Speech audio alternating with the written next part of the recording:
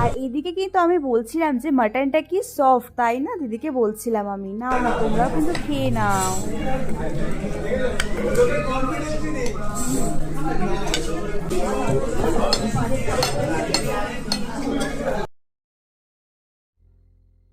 বিরিয়ানিটা তো খুবই টেস্টি খেতে ছিল, তো এগও ছিল, আমি এগ একটু খেয়ে বুবুকে দিয়ে দিয়েছিলাম। নাও নাও তোমরা একটু সফট মাটনটা টেস্ট করে নাও।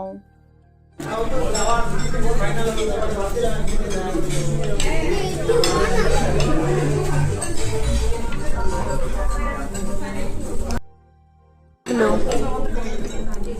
ভালো দিন।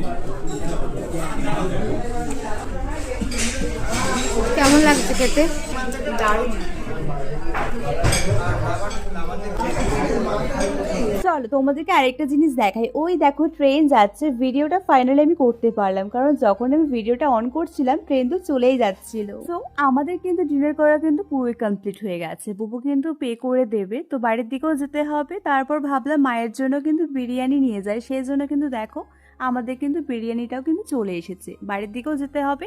আরসালান রেস্টুরেন্টটা কিন্তু খুবই সুন্দর, খুব মজা করেছি আজকের দিনটা, আমরা খুব খুব মজা করেছি। নেক্সট টাইম কিন্তু আরসালান রেস্টুরেন্টে কিন্তু আমরা আবার আসবো, খুব সুন্দর ছিল। এবার কিন্তু আমরা বেরিয়ে পড়বো, কারণ বাড়ির দিকেও যেতে হবে। তাহলে চলো যাওয়া যাক, আমরা কিন্তু বেরিয়ে পড়ছিলাম।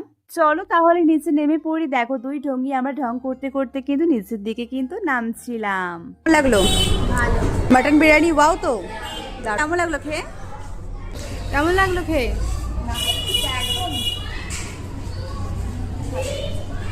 ভালো লেগেছে? কতটা? Seriously guys, today was a very beautiful day, very fun. তো ততক্ষণে তোমরা বলো যে আমাদের দুই বোনকে কেমন লাগছে সেম সেম লুকে, কমেন্ট করে কিন্তু জানিও।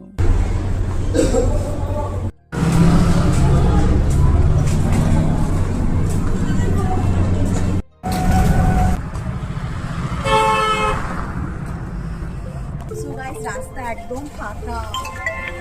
তো চলো গাইস আমরা সামনের দিকে যাচ্ছি। তো আজকে দিনটা আমাদের খুবই ভালোভাবে কেটেছে। তাহলে চলো গাইস, তাহলে যাওয়া যাক, যেতে হবে। তো সেই জন্য তো গাড়ি ধরতে হবে, অটো হোক বা কিছু। তো যাচ্ছি, দেখো রোডের সামনে দিয়ে হেঁটেই আমরা। তাহলে চলো, এই যে